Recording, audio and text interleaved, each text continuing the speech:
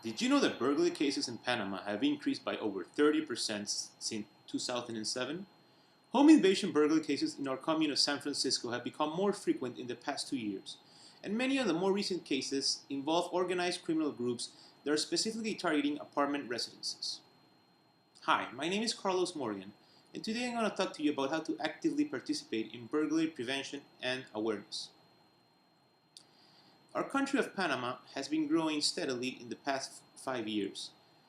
This has created better standards of living for us, but unfortunately has also attracted criminal organizations that have operated in other countries in the region and are coming to Panama because Panamanians make easy targets because of their unawareness of these operating criminal organizations. Today I'm going to talk to you about how to identify the MOs used by these organized criminal groups, the prevention methods that spoil and deter the actions of these organized criminal groups, and finally, and very importantly, the establishment of security and safety awareness associations among members of the commune and the police. First of all, let's take a look at the MOs used by organized criminal groups nowadays, specifically relating to those that target apartment buildings. The first method that we have been seeing lately is impersonation of repair and maintenance service contractors in order to gain access to apartment residences.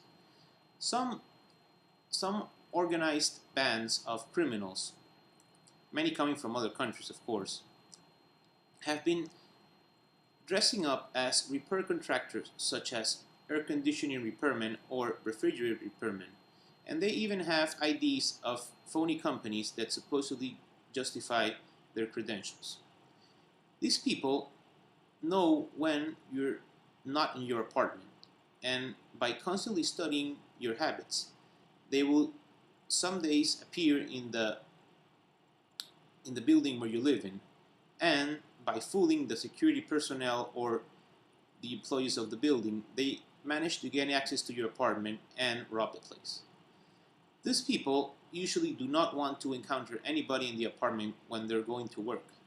Thus, they tend to focus on people that are outside of the apartment, or in some cases, they might use firearms to intimidate people until they can get their hands on their desired bounty.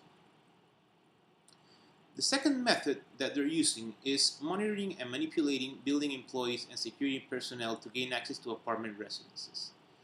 There are many groups that number 10 or more members that what they are doing is that they are dividing their tasks and they are attacking building employees and security personnel.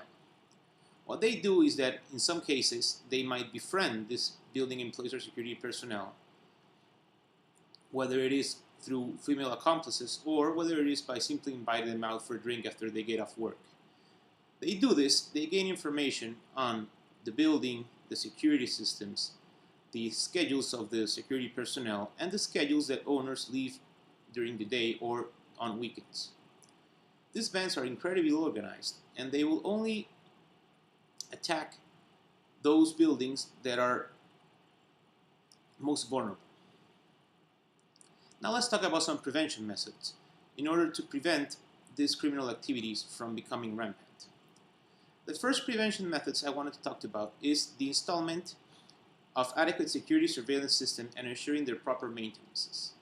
Most of the buildings that we live in today are old and have antiquated surveillance systems, and some don't have any surveillance systems at all.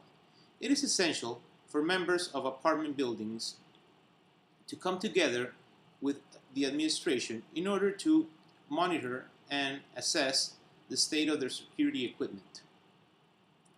This might be costly, but it is important that all members participate and pitch in order to get the best or the most adequate surveillance equipment needed for the job. Another very important way of preventing burglary attempts on apartment buildings is the proper training of security personnel and building employees. Since these organizations attack these people or they use false credentials in order to gain access to the buildings, it is imperative that these people who work in the buildings that are most vulnerable to their employees be properly trained in order to stop this activity. For example, a good way is to always have a schedule for each people in the apartment of when they are expecting any works to be done and who exactly is coming to do that work. The security person will then check the credentials of the person that is supposedly coming to do that work and immediately find out if it coincides with the scheduling that he was given to by apartment owners and the administration. Another way of training security personnel is to make sure that they are always on top of cameras, on top of who enters and exits the building, and that they make sure that building employees are behaving accordingly. Also, it is necessary for them to always be alert and report any suspicious activity to the authorities and the administration of your buildings. It is also very important for us ourselves to be constantly on the lookout for anything that might seem suspicious or out of the ordinary. For example, cars that might be parked in some place at a certain time of day means that it's probably somebody that is doing surveillance on your building and trying to find out quick ways to gain access to apartment buildings. The other very important factor that I want to talk to you about today is the establishment of security and safety awareness associations. One of the most popular methods of security and safety awareness associations is establishing a neighborhood watch, which is basically citizens coming together in a specific neighborhood in order to prevent crime and vandalism. Also, apart from security neighborhood watch, it is imperative to establish a channel of communication between police and these neighborhood watches, such as periodic meetings that provide updates on new criminal modalities. These are good ways of exchanging information and staying ahead of these criminal gangs that have become more and more organized as the years go on. In order to properly counter their activities, it is necessary to evolve like they have evolved and think in groups and always have awareness of the community as a whole, whether it be in your apartment or in your neighborhood.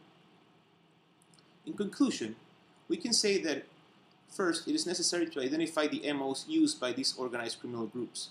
Second, prevention methods that spoil and deter the action of these organized criminal groups are essential in order to deter and have any potential criminals lose interest in your specific building or neighborhood. Finally, it is necessary to establish awareness among all the community members through associations like neighborhood watches and memberships with the local police. Our commune of San Francisco has originally been a safe place to live with low levels of criminal activity. Yet the recent upticks in criminal activity in our community, specifically those targeting apartment buildings, has made it necessary for us to take action in order to prevent this criminal activity, and in doing so we must create awareness in order to prevent future criminal activity and make our commune of San Francisco a safer place towards the future. Thank you very much.